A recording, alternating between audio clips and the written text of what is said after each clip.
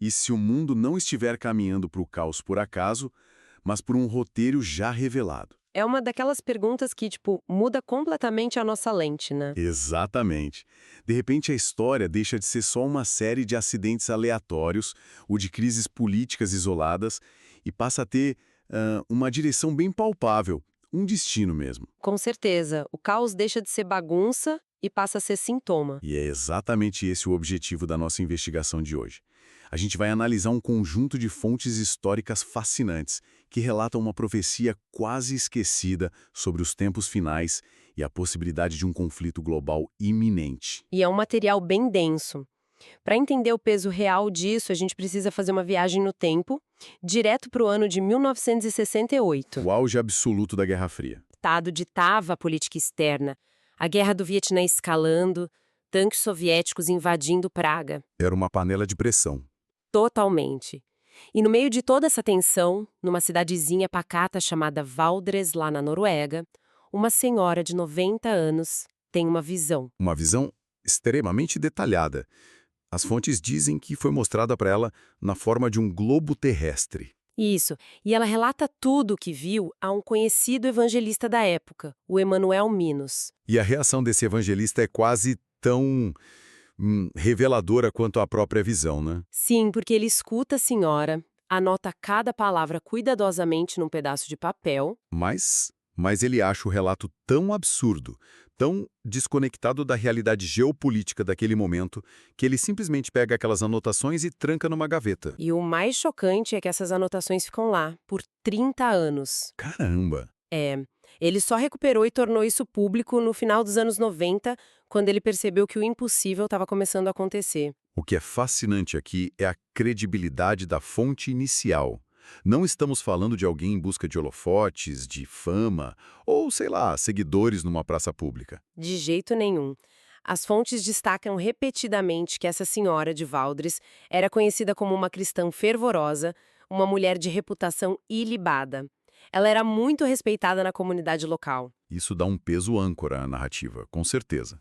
E, se a gente olhar para os textos sagrados que fundamentam a crença dela e do próprio evangelista, a Bíblia relata, lá no livro de Atos e nas profecias de Joel, que nos últimos dias Deus derramaria do seu espírito e pessoas comuns profetizariam. Exato. Então, dentro da visão de mundo dessas fontes, isso não é uma anomalia, na verdade é algo esperado. Certo, então vamos desvendar isso. Porque a estrutura do que ela viu é incrivelmente metódica. Ela não descreveu só um fim do mundo caótico e repentino. Não. Ela mapeou uma progressão. A visão foi dividida em 4 ondas de eventos antes do retorno de Jesus e de uma calamidade nunca experimentada. E o que mais me surpreende lendo os fontes é como toda essa engrenagem começa. Não começa com explosões. Começa de forma surpreendentemente pacífica. Ironicamente, o caminho para a destruição começa com a paz. Esse é o grande paradoxo. A primeira onda relatada prevê exatamente isso. A senhora de 90 anos previu um longo período de détente. Que é aquele termo francês para uma flexibilização de tensões, né? Isso mesmo, relaxamento entre o Ocidente e o Oriente. Ela falou sobre desarmamento em várias nações, incluindo a própria Noruega, que reduziria suas defesas.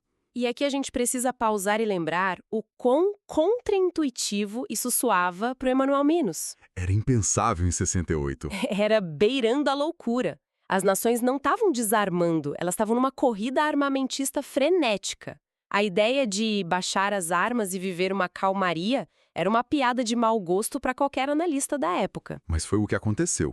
O texto das nossas fontes nota que esse período prolongado de paz realmente se cumpriu antes de vermos os conflitos recentes voltarem a estourar, tipo a guerra entre Rússia e Ucrânia hoje. Exato! O Muro de Berlim caiu, a União Soviética se dissolveu, tivemos décadas dessa falsa sensação de segurança. Para mim, lendo isso, a analogia perfeita é a de um motorista decidindo tirar o cinto de segurança pouco antes de uma colisão inevitável, só porque a pista parece reta naquele momento. Nossa, perfeita essa analogia. A sensação de segurança elimina a vigilância natural. E a calmaria pode ser o prelúdio da tempestade. A calmaria pode ser o prelúdio da tempestade, uau! Essa falsa segurança preparou o terreno para algo muito mais insidioso. A paz gerou conforto e o conforto gerou apatia. E isso nos empurra direto para a segunda onda. E a transição aqui é brutal. A segunda onda não é sobre governos, é sobre o que acontece dentro das igrejas. A paz e o conforto material geram apatia espiritual. É o esfriamento interno da sociedade, né? Sim, a fonte descreve uma mudança dramática nas igrejas. Os cristãos se tornando mornos, as pessoas simplesmente rejeitando mensagens penetrantes sobre pecado, sobre a graça, sobre arrependimento e a cruz. Tudo sendo varrido para debaixo do tapete. Tudo. E substituído por prosperidade e sucesso material. A fonte relata que as igrejas se esvaziariam do verdadeiro evangelho e seriam invadidas por diversão, arte e cultura como fins em si mesmos. Isso levanta uma questão importante, sabe? O que acontece quando o cristianismo vivo vira um produto de consumo? É uma ótima pergunta, e a fonte é bem específica. Diz que os pregadores deixariam de pregar a verdade dura para agir como tipo coaches, motivadores, exibindo carros de luxo. O texto cita o equivalente de hoje a Mercedes e BMWs. Sim, e é bom pontuar que a fonte não diz que pobreza é virtude, né? O texto concorda que Deus abençoa. Sim, o texto faz questão de dizer isso, mas crava que a igreja não é lugar de enriquecer. A fé não é um modelo de negócios. O desvio está na inversão de propósito. Quando o foco vira acúmulo financeiro, a essência do evangelho, que é sacrifício e amor ao próximo, evapora. Quando a cruz é substituída pelo conforto, algo se perdeu. E a transição para a próxima onda mostra que quando essas âncoras espirituais se rompem, a moralidade da sociedade desaba em seguida. É um efeito dominó terrível. Sem os freios espirituais da segunda onda, o comportamento coletivo entra em colapso. O que nos leva à terceira onda, a desintegração moral e a ditadura das telas. Os detalhes que essa senhora relatou nessa terceira fase chocaram Minos profundamente. Ela falou de pessoas vivendo juntas sem casar e de uma infidelidade justificada como algo normal. O que fez ele protestar na época, né? Fez ele protestar muito, mas o mais impressionante é que ela atribuiu o combustível desse caos às novas mídias.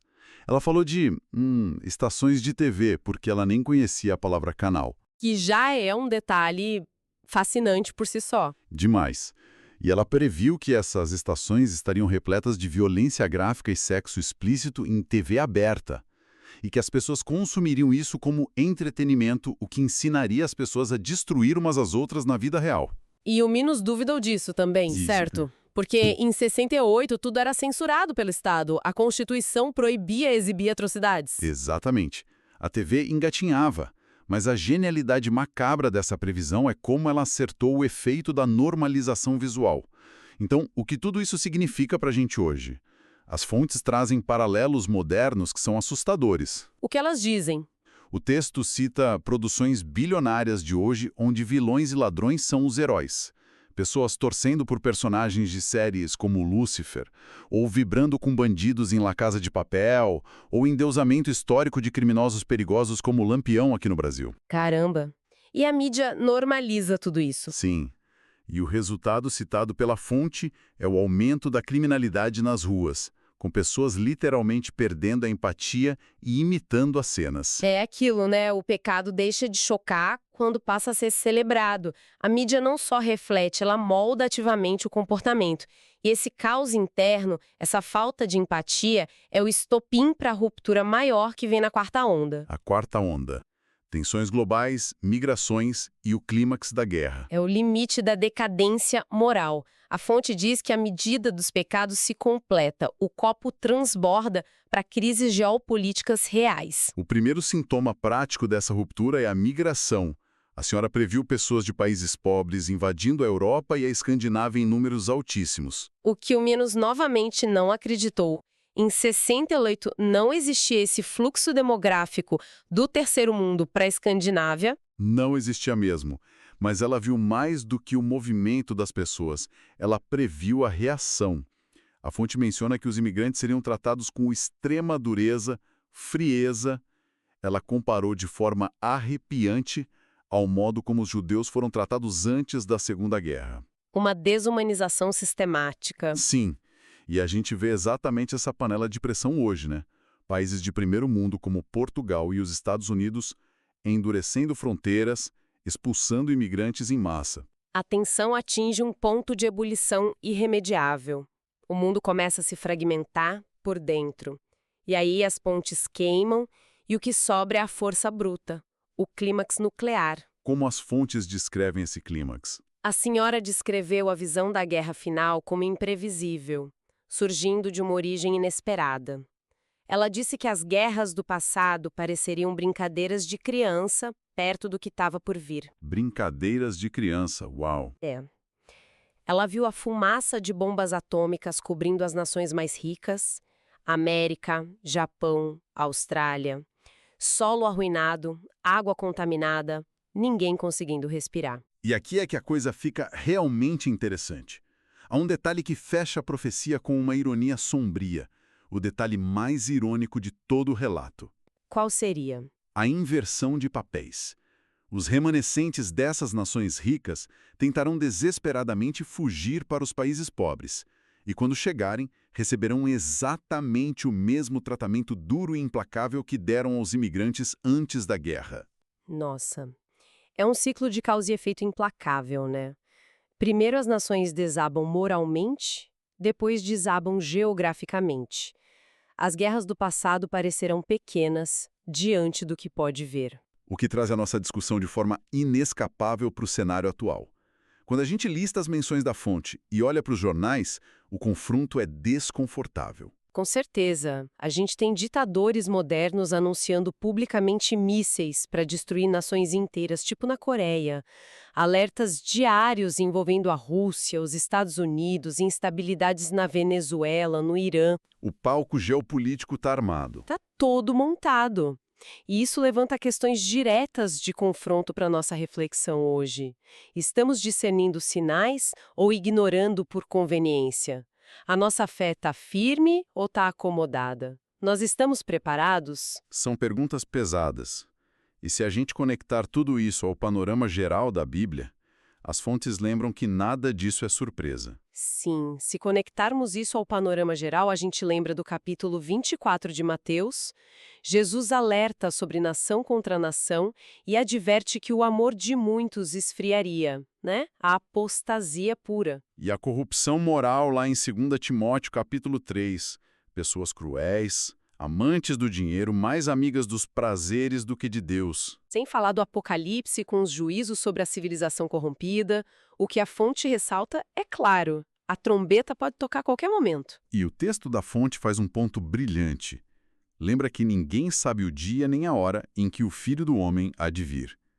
E que, independentemente daqueles debates teológicos infinitos sobre se o retorno é antes ou depois da grande tribulação, o fundamental é o preparo. Discutir o calendário do fim do mundo não te salva dele. Exato. O objetivo desse nosso mergulho profundo não é o medo, não é promover pânico, sabe? É promover vigilância. Isso. A premissa central é que Deus avisa antes de permitir. É um ato de misericórdia. O problema não é o que está vindo, é não estar preparado. Exatamente. A responsabilidade diante das nossas escolhas ganha um peso eterno. Desde o entretenimento violento que a gente assiste até o amor prático que negamos ao próximo. Isso deixa a gente com um pensamento provocativo final para quem nos ouve. Uma última semente. Se o Manuel Minos escondeu a profecia numa gaveta por 30 anos, porque a verdade parecia, inconveniente ou absurda para os padrões da sua época... O que será que nós estamos escondendo hoje? Pois é. Quais verdades urgentes sobre o nosso próprio futuro nós estamos trancando em gavetas mentais hoje apenas porque são desconfortáveis demais para a gente encarar? Será que estamos tão anestesiados pela mídia e pelo entretenimento que ignoramos os alarmes reais? Pense nisso.